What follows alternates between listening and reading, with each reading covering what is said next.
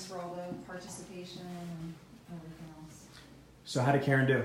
Absolutely. All right, so here, I'm gonna switch. Karen, can you jump in and take this? This is for you guys. Here, come take it this way. All right, so now what I want to be able to do is I want to be able to make sure that you guys all understand at a deeper level, on a car level, the 7 habits of highly effective people. So I'm going to kind of go through them and rewind. So the first habit is be proactive. What I get out of being proactive is it's 2 main things. One, stop being lethargic, sleeping in demos and stuff like that. It's taking initiative, right? But besides that, it's the proactive mindset. What Covey's saying is that the circle of influence versus circle of concern. So how do we relate that into the car dealership world? Salespeople, raise your hands. Okay, so on a sales perspective, are any of you guys hitting 30, 40 cars a month right now? No. Okay, would you guys like to? Sure. Okay, well the first habit is what it needs to take. It's the 7 habits of high effective people. I'm gonna give you the 7 habits of high effective car ninjas, all right? And so you have to take initiative. You cannot wait for Mike Engel or for Jim Shorkey to turn around and put that money into your pocket. You've got to be proactive and start to build a business within their business. In my opinion, let's just use Chrysler Dodge Jeep Ram or FCA, right? So Fiat Chrysler of America, and again, Jim Shorkey is a franchise of Chrysler, correct? Yes. You've got to be proactive and start thinking of yourselves as a franchise of Jim Shorkey Chrysler. And everything that you do needs to be wrapped around taking an initiative and being proactive. Does that make sense? Mm-hmm. There's 8 ways that a showroom salesperson can sell an automobile. Walk-ins, beatback, internet, phone, prior customers, orphan owners, service conversions, referrals, and lost art prospecting. So if you back out phone and internet, there's still 6 other ways. What I find is that the average salesperson is only delivering 9.6 units because they're only triggered on 2 to 3 ways. Most salespeople are reactive to leads and inertia coming to them versus being proactive in developing powerful referral agents, referral networks. I'm not just saying pimping a prospect or a customer to give you a referral. I'm talking about cultivating referral agencies. Does that make sense? You know, the guy that I mentioned, Ali Rada or Frank Kennedy, those are 2 salespeople in the United States that sell over 100 units apiece, 2. And they live solely on repeat business and referrals. They do not wait for the magic up bus or the internet up bus or the phone up bus to come through. So that's proactive. Now, begin with the end result in mind. We're going to play a game, and I want you guys to see this. Okay, so this is just a note, okay? Mm-hmm. Now, if you guys seen this online or whatever, just humor me, right? This is the best way to personify what I'm going to turn around, and this is the best way to explain. Hold this. Okay, don't worry, it's not my number. Wife's right there. You know what I'm saying? It's all good. 22. Got it? Yeah. There you go. You laugh. Yeah. All right, good. So, it's the end of the day. She was talking the whole time. So now, watch. I'm going to ask a series of questions, and as a group, let's practice. Say yes. Yes. Okay, good volume. Okay, so now what we're going to do is this. I want to ask you a couple quick questions. Who here plays cards? If Ellie was here, he'd think you're being rude. He's blind. You can't see this. So just practice out loud. Who plays cards? I do. Thank you. All right, good. All right, there you go. He's really blind.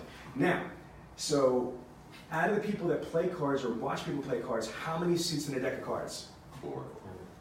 1 person that plays cards. Yes. Everybody? 4. There we go. One more time, everybody. 4. All right, good. Okay, this side of the room is a little tired. All right, so now 4 suits. Now, what are the suits in a deck of cards? Hearts, gloves, spades, diamonds. Correct. Okay, now, which ones, what are the suits that are black? Clubs and spades. Together?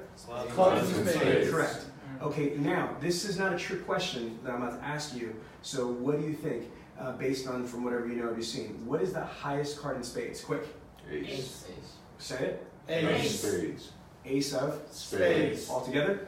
Ace of spades. One more time. Ace of spades. One more time. Ace of spades. All right, can you please open that up, stand up very dramatically? Now, remember, I'm not Chris Angel and shit, okay? So this is what you get. Yeah. Ace of spades. Oh my goodness, it's magic! No, it's not. Okay, so in a couple seconds, can I say this? Yeah. In a couple seconds, I basically personified begin with the end result in mind. I wrote down the words ace of spades and I asked you a series of questions that was going to force you to say the answer that I was looking for. You know what this is? This is the road to the sale. This is your road to the sale on the showroom floor. This is the road to the appointment process. So again, there's a reason to begin with the end result in mind. That's why we know that if we follow the road to the sale, we're going to sell more cars more often and more profitably. We're going to max value. If you follow the dealer synergy road to the appointment process, we are going to sell more appointments and get more appointments to show up. Why? I just showed you here. Because if we begin with the end result in mind and reverse engineer how we're going to get there, we're going to get there more often than not. Does that make sense? Yeah. Yes.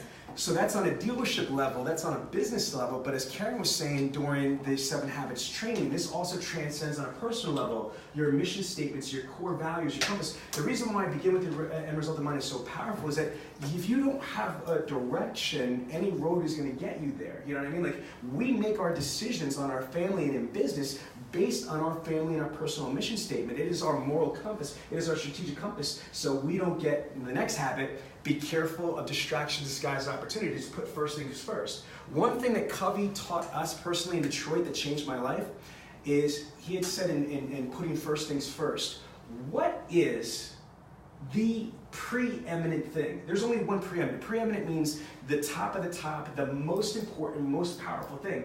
You've got to ask yourself, now as a manager, check this out, this is really cool. So if you went to your team, and let's say everybody's on your team at different levels, and you said, okay, what is the one thing that you could do that's going to have the most profound, dramatic effect?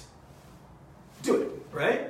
And then same thing here. If I could get you to identify what is the preeminent thing that you could work on that's going to have the most profound effect in your dealership or professional atmosphere, and we get each one of the people on the team to work on their preeminent thing, the thing that's going to have the most dramatic, profound effect, guess what's going to happen synergistically?